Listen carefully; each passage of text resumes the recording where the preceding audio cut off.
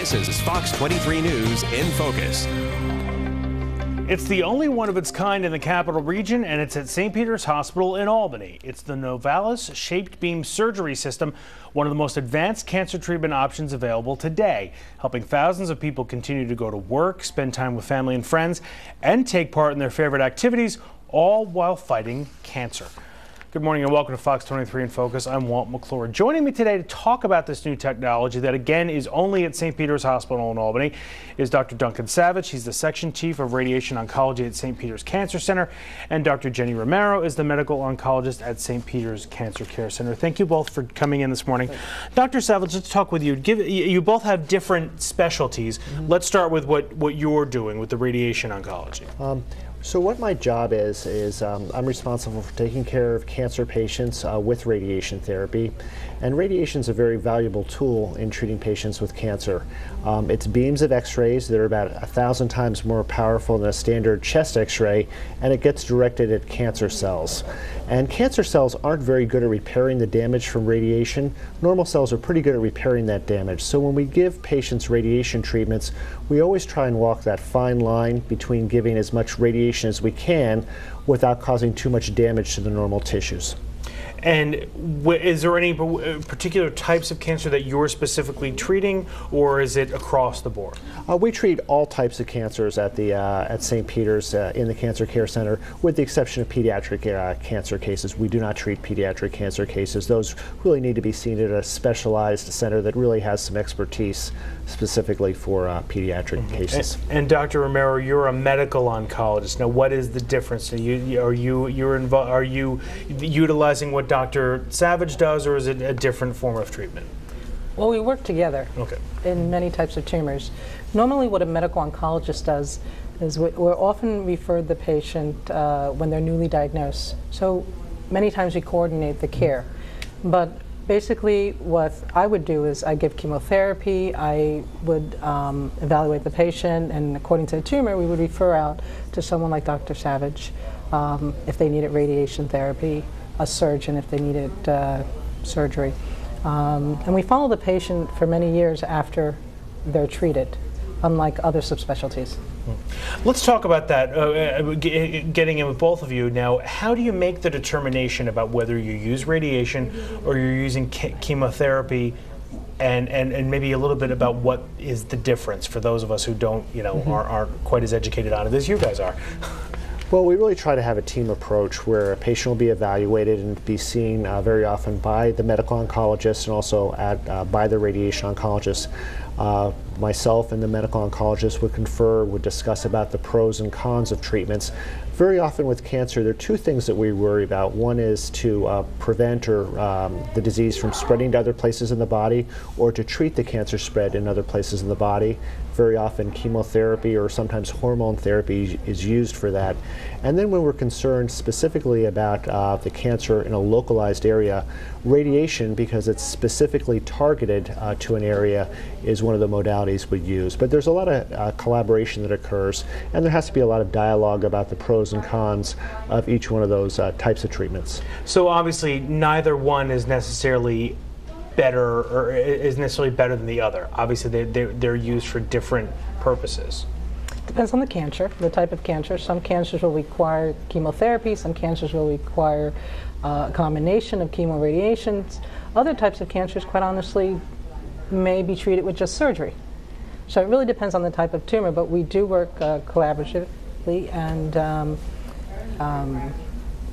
decide on regular meetings exactly how the patient should be treated. And I'd imagine that depends obviously on where the tumor is and where you might be more apt to able to get at it, I would suppose. Well, absolutely. There's certain situations where, for example, surgery is not an option because doing the surgery would cause too much harm, and radiation is used. There's certain times where radiation therapy is really not appropriate because you do too much collateral damage to the normal tissues and not be able to control the tumor. So there's always got to be a very individual approach. Also, when you're taking a look at the patient, you absolutely need to take a look at the patient, because you're not just treating the tumor, you're looking at a person who might have other medical problems. You need to make sure that the treatments are going to be able to be tolerated by the patient as well, because cancer treatments can be very difficult for patients. Let's talk about some of the different options of radiation there are. I mean, obviously, things are changing all the time, but what are some of the ways that you can offer radiation treatment? Well, there are two basic different ways of giving radiation. One is what we call external beam radiation, which are many different ways of doing that, including the Novalis system. And that's where you're lining up a patient on a table and you're aiming the radiation beams at a tumor. Kind of like an X-ray? Well, it is. It's an X-ray, only a much more powerful X-ray that's able to penetrate through the tissues. And an X-ray, because of its higher power, causes DNA damage in the cancer cells. So it damages the genetic material in the cancer cells. And then there are other types of radiation where actually a radioactive substance is placed inside a tumor, and that substance and that particle will give off radiation locally, and that's a different type of radiation therapy. That's called brachytherapy, where the radiation is created by the decay of material that's actually placed inside a tumor. About 95% of all the treatments that we do at St. Peter's with radiation are with the external beam treatments. And the other ones that when you talk about the insertion of a radioactive material would be kind of like the radioactive seed therapy for prostate cancer, that kind of thing? Exactly. Okay. We're going to take a break right now. When we come back, we're going to talk more about the treatments that these doctors are working on. Also, this Novalis shaped beam surgery procedure, which is unique to this area. And we're going to talk more about it here on Focus when we come back. Thanks.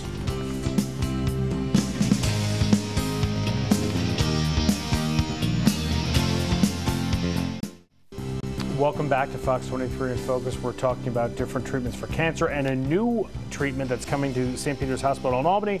We're joined by Dr. Duncan Savage and Dr. Jenny Romero of the St. Peter's Cancer Care Center. And what we were going to talk about now is it's called the Novalis shaped beam surgery procedure, and it is one of the most advanced out there now, and it is unique to this area, unique to St. Peter's. Talk to us about it. Okay. I'm really fortunate because I've been able to be in the field for a long period of time. I've been at St. Peter's now for 20 years, close to 20 years, and really been able to see some of these technological advances and how they really benefit patients. And this is really a revolutionary new method of treating radiation patients with radiation. So what we're able to do with the Novalis is we're able to treat patients with certain types of tumors, certain brain tumors, certain spine tumors, certain tumors in the lung with radiation therapy. And what this allows us to do is to precisely target the radiation therapy around a tumor, and the dose is delivered to that tumor. But yet, as we take a look at the dose of radiation, as we move away from the tumor into the normal tissue, the radiation dose is fairly minimal in the areas around the tumor. So this really allows us to be able to increase the dose of radiation. In general, higher dose of radiation therapy, the better chances we have of controlling a tumor, and it allows us also to escalate that dose without causing damage to the normal tissues around the tumor. So that's really revolutionary. The other thing that this Novalis system has is it allows us to, before we actually turn on the beam, target the tumor precisely within 1 millimeter or so, because that's really important, because when you're setting someone up for a radiation treatment, you need to be convinced that when you turn on that beam, it's going to where it needs to go. And Dr. Romero, from your perspective, as you're assessing a patient and trying to figure out how to do that treatment, what kind of a difference, what kind of an impact is this new procedure going to have in your work as you're laying out that plan? Well, I think it'll have a very big impact. Many patients, unfortunately, aren't cured from the cancer, and one of the sites which cancer can go to is the brain, for instance. We don't have a lot of space up there. Just about every inch of your brain is doing something. So if you can target the radiation, if a person cancer goes up to the brain and you can target the radiation to the specific spot and eliminate or minimize damage to the surrounding tissue, that's huge. Mm-hmm. And obviously that helps just in the general healing process, because obviously you're already dealing with the cancer, and if you take out some of that other surrounding healthy cell, tissue, that is making the situation worse, I would imagine. Well, you want to try to minimize the hitting areas which don't have tumors, and for instance may have to be a part of the brain that controls movement of your arm. And this is a instrument which could allow us to do that. Right, because I would guess with the other radiation you could, because you're sort of hitting a wider swath, you could wind up affecting something to affect a different part of the body or a different usage of the brain or whatever that you wouldn't with this more direct system. Now, you were saying, and I think you did touch on this, but are there specific types of cancer that are better suited to using this procedure than others? Yes, definitely tumors in the brain are great for this because the brain, if you think about it, is encased in the skull, which is this rigid structure, so things within the brain really can't move. So if you can take a look at the skull anatomy relative to where the tumor is, you can be very confident that you're hitting the target. So brain tumors are great to treat. We also are using this for tumors that are in the spine. Sometimes cancers can spread to the spine and be in close proximity to the spinal cord, which can cause big problems. And this can be a very useful tool to kill the cancer in the spine and keep that at bay so patients not only don't have pain and can have relief of pain, but also can prevent any kind of neurologic problems from spinal cord injury from the cancer. We're also using this for lung tumors. Still, surgery is still the accepted standard for early lung cancer, but for certain patients that might be medically frail, that are not able to undergo a major surgical procedure, we've had some very promising results so far by using the focused radiation and the Novalis on these early lung cancers. That kind of leads to what my next question was going to be. Can all people with the same type of cancer, like say if someone has a brain cancer or a lung cancer or a spinal cancer, can all of those people be treated using this same procedure, or will you have to sort of again evaluate patient by patient? You really do have to evaluate people, each patient, as their function. Any other diseases they may have will be different. Their tumor may just be more amenable to other things. But a classic case, for instance, is many smokers have done enough damage to the lung to the point where they wouldn't be able to handle surgery. And as he said, surgery would be, in many types of lung cancers, would be the first option or the preferred option. But if you have really bad emphysema or bad heart, that just may not be possible. And so in the early stages of lung cancer, this would be an option that someone would have, and with good results. All right, we're going to press pause there. We'll come back. We're going to talk more about these procedures here on Fox 23 in Focus when we return, so stick with us.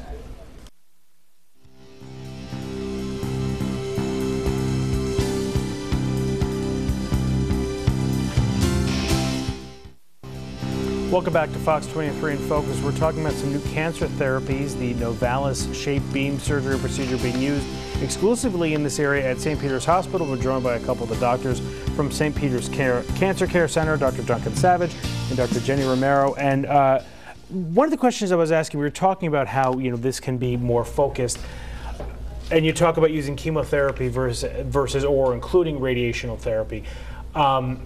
How do you make that determination about which is better? You said sort of chemotherapy would tend to be, if you're trying to hit up more of a widespread area, obviously, as opposed to radiation where you're more focused. Mm-hmm. Well, again, it depends on the type of tumor, it depends on the patients and their condition. But when we decide to give chemotherapy, chemotherapy is a little different than radiation. Radiation is more focal control. With chemotherapy, it's systemic control. Cancer, as you know, can spread to other parts of the body, and most people will die from their metastasis.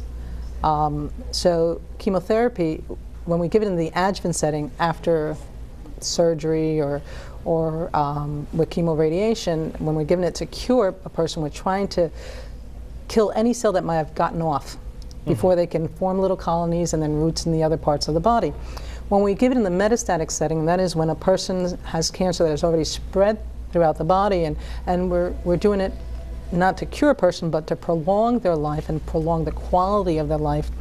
We're able to, depending on the tumor, give chemotherapies that are appropriate for that particular tumor and then extend our patients' lives and their quality of lives.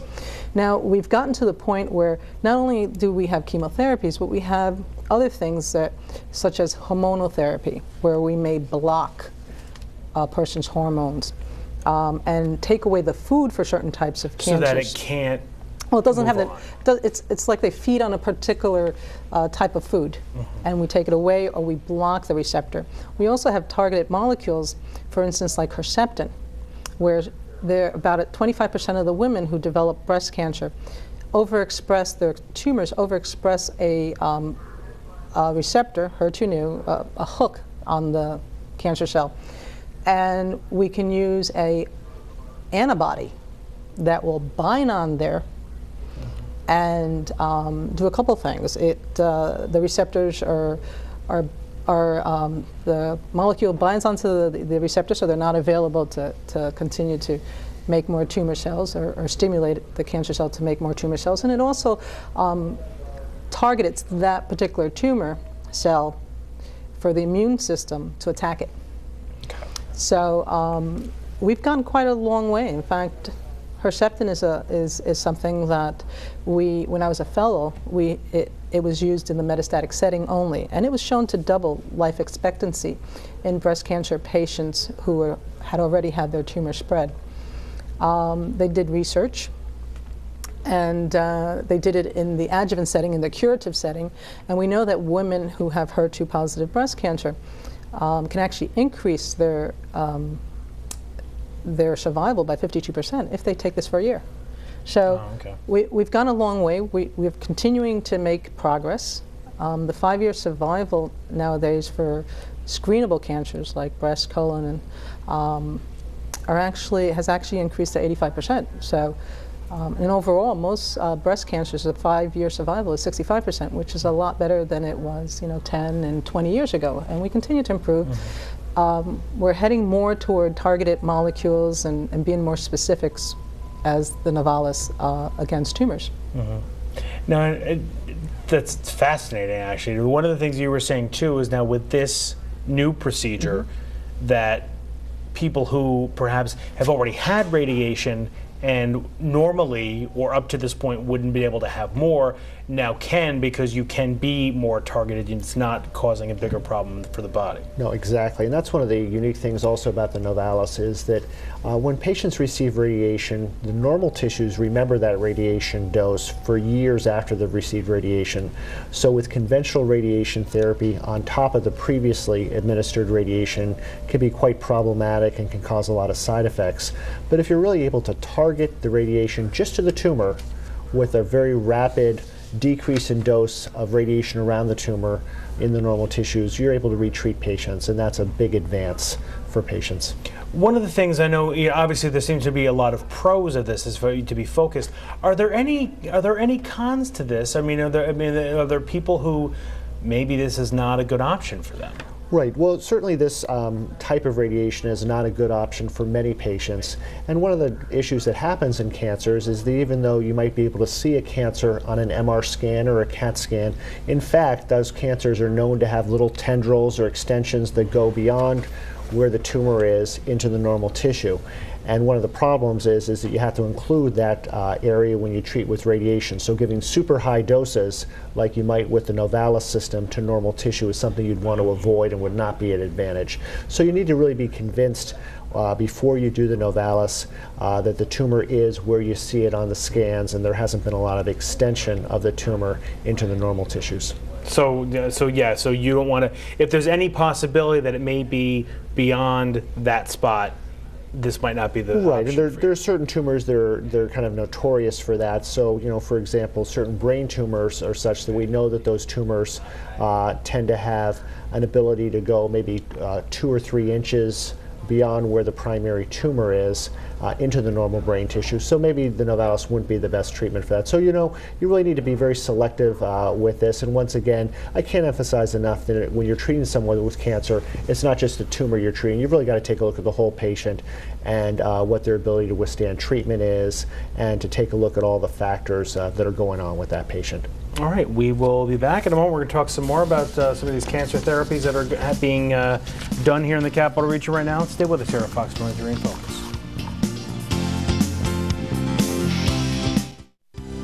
Welcome back. And Dr. Savage and Dr. Romero, we've been talking a lot about what's happening now. What do you see on the horizon in the treatment field and more specifically at St. Peter's? Well, I think we're really trying to individualize cancer care for patients based upon what's going on with their particular disease entity. So, you know, for example, with breast cancer in the past, patients would come through with breast cancer. You'd take a look at the size of the tumor, whether there were lymph nodes, and say, okay, this is what our treatment's going to be. But now with all these very sophisticated testing that can be done, what can occur with that is we can get a much better sense of specifically what are some of the hormones or some of the biological markers that might be present, and then tailor our therapy specifically to attack those particular targets to make a more effective treatment without a lot of side effects. And Dr. Romero, you were talking too about, you know, a treatment that you're using before in a metastatic sense, now that you're able to use in a curative sense. What else are you sort of seeing that's kind of coming up to help you kind of move forward in some of these treatments? Well, our understanding of the genetics of the tumors, understanding that not all tumors are the same. You can have 100 women with breast cancer. They're not all going to have the same mutations which have caused their cancer, and therefore they're not going to respond the same. So again, a more individualized care where, for instance, women with stage 1 breast cancer, doing oncotyping. We actually sent their tumors out, test to see which genes they have. They get a score, and studies have shown if they have a low score, they really wouldn't benefit from, if they have estrogen and progesterone positive tumors and they're HER2 negative, they wouldn't benefit from chemo. You can just give them a pill for 5 years. Okay. Where in the past, pretty much if a woman had 1 centimeter or more of disease, we treated them all the same. And are you finding too, when we talk about breast cancer, are you finding more that you are able to do more of some of these chemo or radiational therapies as opposed to having to go and do surgery and do a mastectomy or a lumpectomy? Well, surgery still is key. Okay. For a cure in breast cancer. So I don't think we're going to be getting rid of surgery anytime soon in breast cancer. But the question is becoming we're not treating everyone the same, and we're not necessarily giving everyone chemotherapy. And if we do give them chemotherapy, we're also giving them more targeted therapy if it's appropriate. So we're treating the individual with their individual tumor as opposed to everyone the same. Even with radiation, you're doing mammocytes now. Right, so there are different types of radiation options for people with breast cancer. Sometimes we've treated the entire breast, but there's certain situations that just treating the area where the tumor had been removed with radiation, once again, is a more targeted therapy and found to be effective. And obviously you're not affecting all of the tissue, surrounding tissue. Correct. You're able to focus more. And anything you see that's coming up soon that could really, I mean, aside from this particular procedure, that could be some big changes for people locally in the treatment of cancer? I think, just taking a look and making sure that we're keeping abreast of the national meetings, the literature, and making sure that we're talking to patients about options. There's certain situations where people are even asking questions, do you need treatment for certain types of situations? So we really want to take a look at things very critically always with patients to keep them apprised of what options they have. All right. Dr. Duncan Savage, Dr. Jenny Romero from the St. Peter's Cancer Care Center, thank you so much for being here with us. We've got more information on the Novalis shaped beam surgery procedure and the Cancer Care Center on our website, fox23news.com. We thank you for joining us, and we hope you have a great weekend. We hope you learned something. Take care.